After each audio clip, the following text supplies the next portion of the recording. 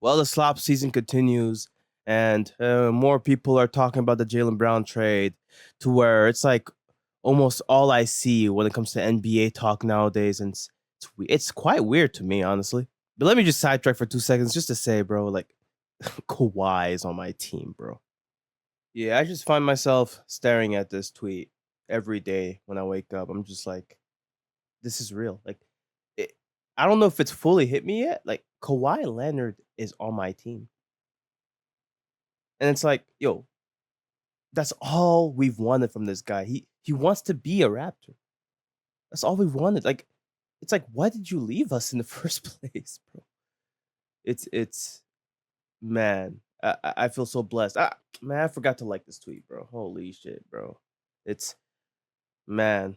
He's an amazing but strange person. I can't lie. I saw someone say, "Oh man, this is just about an even swap." And no disrespect to Paul George, but this isn't an even swap. Draymond Green here. He's gonna talk about how he struggles to understand why people even can justify this trade for the Celtics, and it's understandable. It's an understandable take to have. Obviously, the person that said it's an even swap, that's crazy. I can't lie. That's yo, please chill, bro. That's not the argument that you should even be making for the Celtics, right? I've made this argument in a previous video. You guys can check it out, right? The case for them trading Jaylen Brown is not that Paul George is just as good of a player. No. It's basically a salary dump. But like myself, PG is 36 years old, and Jaylen Brown, not even 30 years old. He's 29 years old, and he's going into year 11. So, and by the way, he won Finals MVP 2 years ago. I think he just made All NBA second team this year. Was arguably, controversially, possibly could have been a first team performer, but the votes are what they are. So it's not an even swap.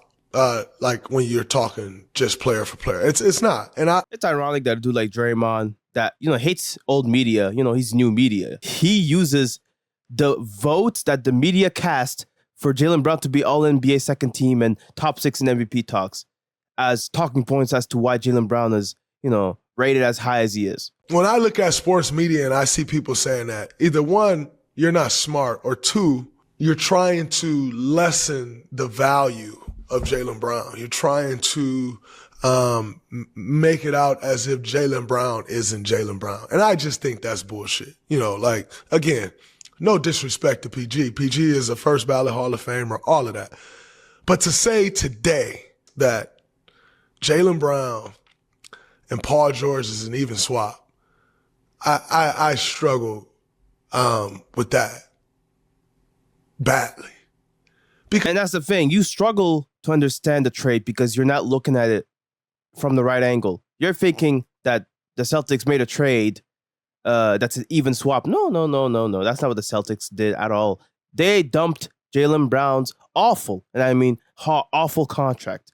Okay, and you might think to yourself, what do you mean? He's good enough he deserved the contract. He did enough during that 24 playoff run to earn not only a conference finals MVP, not only a finals MVP, but he showed people that, right, he deserved to get paid the money he got paid, right? Winning the biggest championship, right? Winning a championship, not just that, but being the best player on the championship team according to the media voters in the finals, right? He played the best out of anybody on the Celtics team, right? But that's not how the Celtics see it.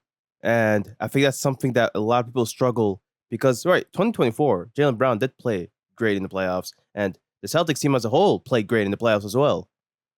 But I think in this new NBA, there's something else that needs to be talked about, and it's a player's inherent value is much more important nowadays when it comes to constructing a roster. Jaylen Brown signed his extension, I think, 2 years before it kicked in. So at that point, people weren't sure if he deserved it. But then they won the championship, and people were like, you know what, bro? You've earned this extension. And then the extension kicked in as soon as they won the championship the very next season. And he's been on this insanely gigantic contract for the last 2 seasons as a Celtic. It's not just him, though. Jason Tatum also got extended on a huge contract, right? And I think this is where people are missing the bigger picture as to what the Celtics were thinking in their heads, right?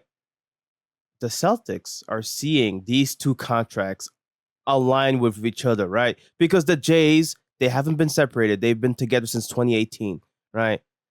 They've shown to be good enough to win a championship. So you assume, you know what, bro? They're worth the money. They're worth paying this much, investing this much. Look at that 2028-29 season where Jason Tatum earns $67 million, which is close to 37% of the cap. Okay. Obviously, this is based on the projected salary cap numbers. It's subject to change, right? That same season, Jaylen Brown's earning $65 million in this last year. So the Celtics would have to contend with a possibility, a reality that in 2028, 2029, they would have two players earning over 72% of the salary cap. Over 70, and that's just the projected numbers. And a couple months ago, we also saw that the projected salary cap for the NBA season that's coming up, actually, the projections were lower than expected, meaning that whatever cap numbers were projected for the next season actually fell short by $1 million. And, who's to say that the following two seasons, we're not going to see the same projections fall short? Who's to say that instead of it being 36% of the cap, that salary becomes now 37%? The Celtics would have to contend with that reality to where if the salary cap projections are overestimated for the next 3 years, the Celtics will probably have to contend with two players earning 3/4 of the salary cap, 75%. I think this key detail is a warning sign that was sent to every front office as to like, bro, we gotta manage our contract situations better. Because I think what we've learned in this new NBA, in this parity era, quote unquote, is that depth matters a lot more these days, right? And it matters more than name recognition or superstar names, right? It's not about getting the big names as much as it's really about getting a team that is deep enough to where not only in the regular season you can win enough games to clinch home court in most of the playoffs, but you also have that depth to help with managing the load that the star players have, and so that they can be more healthy, more fresh going into the playoffs.